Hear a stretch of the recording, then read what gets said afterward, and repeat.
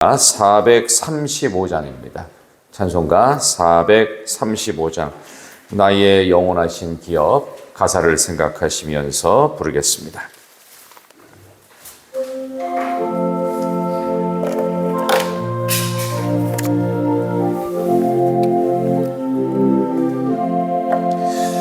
나의 영원하신 기업, 생명보다 귀하다. 나의 갈 길 다가도록 나와 동행하소서. 주께로 가까이 주께로 가오리. 나의 갈 길 다가도록 나와 동행하소서. 세상 부귀한 일함과 모든 명예 버리고 험한 길을 가는 동안 나와 동행하소서.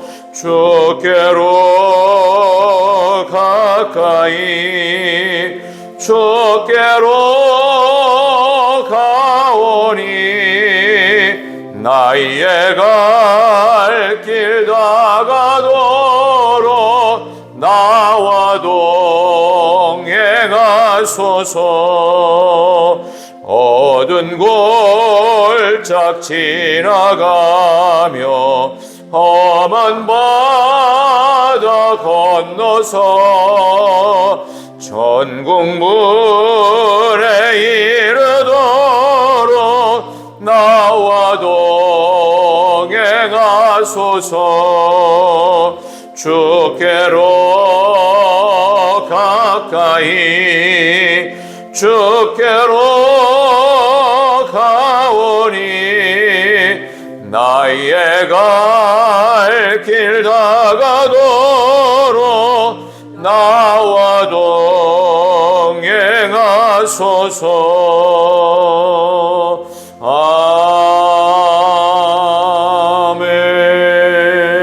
아멘. 아멘. 사도신경으로 우리 신앙을 고백했으니 오늘 우리에게 주시는 말씀을 연이어 보겠습니다. 열왕기상 7장입니다. 열왕기상 7장 1절부터 22절까지입니다. 어제 읽으신 열왕기상 6장 다음에 구약성경 520쪽입니다.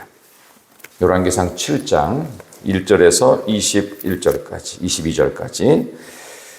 자, 주신 말씀을 우리 한 절씩 교독하도록 하겠습니다. 열왕기상 7장 1절부터 제가 먼저 읽습니다. 솔로몬이 자기의 왕궁을 30년 동안 건축하여 그 전부를 준공하니라.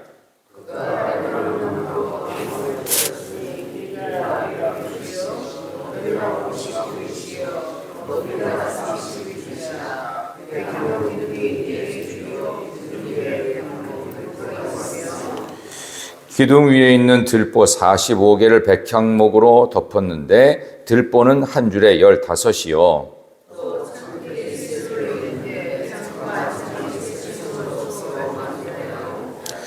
모든 문과 물설줄을 다 큰 나무로 네모지게 만들었는데 창과 창이 세 층으로 서로 마주 대하였으며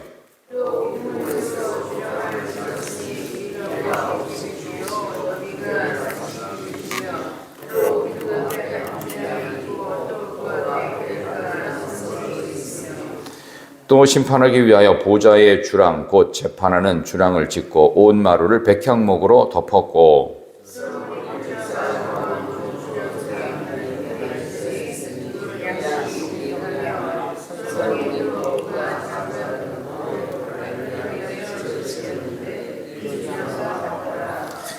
이 집들은 안팎을 모두 귀하고 다듬은 돌로 지었으니 크기대로 톱으로 켠 것이라. 그 초석에서 처마까지와 외면에서 큰 뜰에 이르기까지 다 그러하니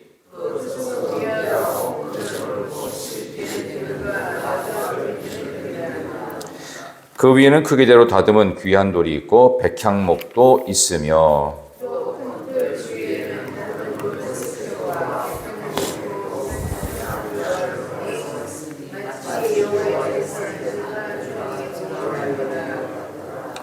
솔로몬 왕이 사람을 보내어 히람을 두로에서 데려오니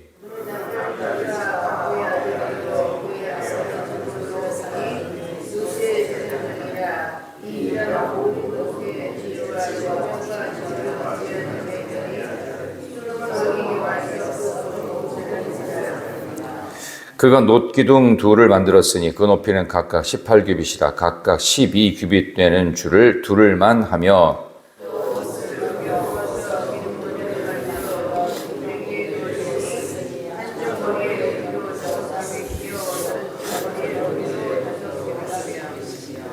기둥 꼭대기에 있는 머리를 위하여 바둑판 모양으로 얽은 그물과 사슬 모양으로 따은 것을 만들었으니 이 머리에 7이요 저 머리에 7이라.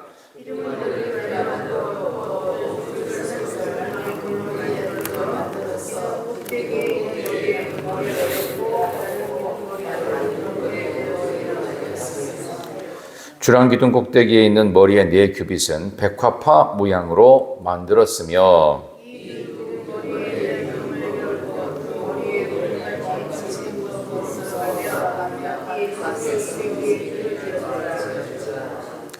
이 두 기둥을 성전의 주랑 앞에 세우되 오른쪽 기둥을 세우고 그 이름을 야긴이라 하고 왼쪽의 기둥을 세우고 그 이름을 보아스라 하였으며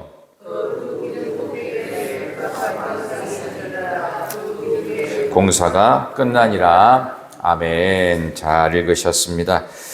긴 본문 읽느라고 참 수고 많이 하셨습니다. 주신 말씀을 가지고 엉뚱한 사건, 신선한 메시지, 엉뚱한 사건, 신선한 메시지라는 제목으로 말씀을 증거하겠습니다.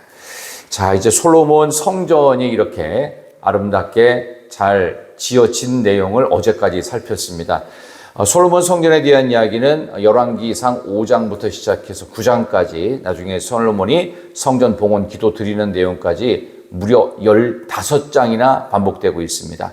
근데 갑자기 중간에 열왕기상 7장에 자신의 왕궁 짓는 이야기가 잠깐 언급이 됩니다. 긴 역사 속에서 중간에 에피소드처럼 뭔가 살짝 끼어드는 일이 있습니다.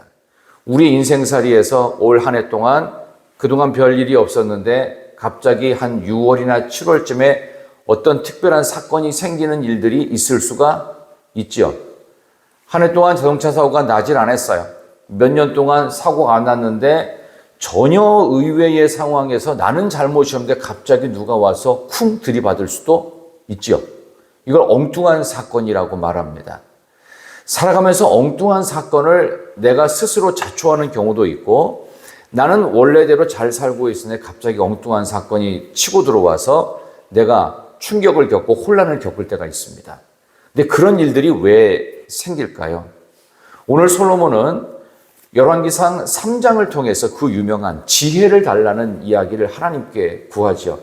하나님께 큰 칭찬을 받습니다. 부도 구하지 아니하고 영화도 구하지 아니하고 이 백성을 판단할 만한 지혜를 구하니 내가 구하지 않은 것까지도 내가 주고 내 나라가 영원하리라. 하나님의 흐뭇한 고백이 들려졌습니다. 그리고 나서 선왕이었던 다윗이 준비한 모든 목재들과 기술자들을 총동원해서 3장에서 지혜의 기도가 있은 다음에 5장에서부터 솔로몬 예루살렘 성전이 건축되기 시작합니다. 근데 갑자기 중간에 7장에서 왕궁 짓는 이야기가 끼어들어요. 근데 참 재밌는 것은 왕궁 짓는 이야기가 그렇게 하나님 보시기에 좋은 느낌이 별로 안 듭니다. 왜냐하면 13년 동안 왕궁을 건축했다고 그랬어요. 1절에 딱 나오죠. 그런데 성전은 몇 년 동안 지었을까요? 그렇죠. 7년 지었는데 거의 2배에 가까이 왕궁을 지었어요. 근데 이걸 보면서 느낌이 참 엉뚱하다라는 느낌이 안 들까요? 아무리 집이 커도 우리 교회보다 큰 집을 갖고 계시는 분은 아마 없을 겁니다. 근데 왜 개인 궁전을 짓는데 신하들이 다 와서 사는 것도 아닌데 왜 이렇게 오랜 기간 동안, 그리고 규모가 얼마만큼 컸냐 하면 5절에 보면 2절 한번 같이 한번 읽어보겠습니다. 2절 그가 시작. 그가 레바논 나무로 왕궁을 지었으니 길이가 100규빗이요 너비가 50규빗이요 높이가 30규빗이라 백향목 기둥이 4줄이요 기둥 위에 백향목 들보가 있으며 아멘. 자, 백향목에 대한 설명을 조금 이따. 규모가 100규빗, 50규빗, 30규빗입니다. 한 규빗 요만큼 45, 50cm. 그래서 이걸 성전의 크기와 비교하니까 참 놀랍게도 성전보다 규모가 왕궁이 4배가 커요. 이게 있을 수 있는 일인가요? 성전은 100m로 지어놓고 왕궁은 400m로 지어놓은 거예요. 이게 도대체 무슨 엉뚱한 짓을 솔로몬이 하고 있는 것일까라는 생각이 들지요. 엉뚱한 사건이 잠깐 중간에 끼어들었습니다. 근데 이 엉뚱한 사건을 통해 하나님은 신선한 메시지, 또 놀라운 메시지가 이 안에 숨겨져 있는 것을 발견합니다. 그럼 왜 그렇게 크게 지었을까요? 혼자 자기 식구들만 사는 것이 아니었다는 뜻이 되죠. 자, 왜 그랬는지 성경은 자세히 설명합니다. 자, 8절 한번 보겠습니다. 8절, 우리가 읽은 7장 8절, 솔로몬이 시작. 솔로몬이 거처할 왕궁은 그 주랑 뒤 다른 뜰에 있으니 그 양식이 동일하며 솔로몬이 또 그가 장가든 바로의 딸을 위하여 집을 지었는데 이 주랑과 같더라. 아멘. 아하. 왕궁을 성전보다 4배나 크게 지은 이유가 정략 결혼을 했던 애굽의 공주들 때문에. 그럼 도대체 얼마나 많은 사람과 결혼을 했길래 자기 집이 성전보다 4배나 커야 될까요? 성경에서는 열왕기상 11장 1절부터 3절까지 그의 정실 부인과 후궁까지 합해서 무려 1000명입니다. 1000명의 여자를 거느리고 살면 남자분들 행복할까요? 1000명의 여자를 거느리려면 어떤 일이 벌어지냐 하면은 첫 번째 여자랑 잠자리를 한 이후에 3년이 지나도 그 여자를 못 봐요. 한 번도 볼 수가 없어요. 그러니까 얼마만큼 고달픈 시간을, 물론 부국 강벽을 위해서, 나라의 번영과 안전을 위해서, 외교를 위해서 결혼했던 당시 고대 사회의 풍습은 이해합니다만 상당히 문제가 심각해요. 왜? 아버지였던 다윗도 후궁이 많았습니다. 그럼에도 불구하고 그의 후궁과 어떤 일이 있었는지에 대해서는 전혀 성경에 기록되지 않아요. 아버지와 다른 솔로몬의 모습을 보게 됩니다. 그는 분명 열왕기상 3장에서 하나님께 지혜를 구하는 선한 왕이었다는, 그래서 내가 구하지 않은 것까지 주고 내 나라가 영원하리라 칭찬을 들었는데 왜 갑자기 엉뚱하게 자기 궁궐을 6년이나 더 짓고 무려 1000명의 부인들을 통해서 집을 4배나 크게 지어야 했을까요? 그의 결혼 생활은 결코 순탄하지 않았습니다. 엉뚱한 사건이 중간에 끼어들면서 하나님의 메시지가 있어요. 우리가 어떤 사고를 당하거나 갑작스럽게 문제가 생기면 하나님이 경고하는 겁니다. 이 경고라는 거는 우리를 무섭게 하려고, 두렵게 하려고, 공포심을 자극하려고 주시는 것이 아니라, 경고라는 말은 알람 기능입니다. 오늘 새벽에 오실 때 알람을 웬만하면 다 듣고 깨셨을 거예요. 정신 차리라는 거예요. 일어나라는 뜻이에요. 근데 엉뚱한 사건이 끼어들었는데 솔로몬이 정신을 차리고 일어났나요? 못 일어났습니다. 정신을 못 차립니다. 그래서 솔로몬 이후에 아들이었던 르호보암 왕이 됐는데 또 다른 사람인 여로보암이 나타나면서 나라가 두 쪽으로 갈라집니다. 치열하게 싸우는 남유다, 북이스라엘이 그 실체가 됩니다. 바로 이 사건 때문입니다. 엉뚱한 사건이 끼어들었습니다. 열왕기상 11장에 자기의 부인들이 1000명이라고 기록된 바로 그 사건, 그것과 동일하게 사무엘하 11장, 열왕기상 11장에는 그로 인해서 솔로몬이 하나님을 떠났다고 그랬어요. 결혼 때문에. 그리고 사무엘하 11장에는 밧세바 때문에 다윗 왕이 동일한 11장을 통해서 하나님을 떠나는 기록이 묘하게 같이 되고 있어요. 무엇을 의미할까요? 이런 엉뚱한 사건이 다윗에게도 찾아왔고 솔로몬에게도 찾아왔다면 이런 엉뚱한 일을 통해서 하나님은 우리에게도 그 사건을 주실 수도 있다는 뜻입니다. 그렇다면 오늘 하루를 살아가든 아니면 우리가 이번 달을 살아가고 올 한 해를 살아가든 간에 하나님이 우리에게 주시는 엉뚱한 사건이 생길 수가 있다는 얘기죠. 그때 정신을 차리고 돌아와야 됩니다. 근데 다윗도 못 돌아오고 다윗은 그로 인해서 첫 번째 잉태한 아들이 죽게 되지요. 근데 다윗은 감사하게도 돌아갑니다. 근데 솔로몬은 다윗보다 훨씬 더 평안한 상태에서 왕정 시대를 열었는데도 불구하고 못 돌아오고 안 돌아옵니다. 그 다윗을 얘기할 때 그가 완벽해서 하나님 앞에서 전에도 없었고 후에도 없었던 전무후무한 왕이라는 칭찬을 받은 게 아니에요. 그는 심각한 범죄를 무려 3번이나 열었습니다. 그럼에도 불구하고 그는 전심으로 하나님을 향해서 마음이 있었어요. 그래서 잘못했던 게 문제가 아니라 잘못했던 걸 회개하고 정신 차리고 돌아오면 괜찮은 거예요. 그게 믿음의 사람의 길인데 솔로몬은 그렇게 못합니다. 엉뚱한 사건을 통해서 정신 차리는 영적 알람 기능이 설정돼 있어요. 그래서 돌아오면 괜찮은데 못 돌아온 솔로몬의 모습이 참으로 안타깝기 짝이 없습니다. 왜 그토록 긴 기간 동안, 왜 그토록 큰 왕궁을 지어야 했을까? 그는 아마도 우리 선왕이었던 다윗보다 솔로몬의 나라는 훨씬 더 영원하리라 이런 생각을 하고 싶었던 것 같습니다. 백향목으로 궁을 지었다고 그랬습니다. 이 백향목은 어디에서 나는 나무냐 하면은 여러분이 잘 아는 이스라엘 옆에 있는 레바논이라고 있습니다. 레바논은 조그만 나라가 거기서 나는 나무고 이 레바논의 백향목은 무려 2000년 정도 오래가는 나무입니다. 물속에 집어넣어놔도 백향목은 계속 더 단단해지는 나무입니다. 때로는 돌보다 견고하고 그다음에 여러분이 좋아하는 피톤치드 기능, 살균과 항염 그 성분이 뛰어나서 이 레바논의 백향목은 아마 그 나라에서는 국가 기념수로 지정되어 있고 지금 몇 그루 안 남아 있습니다.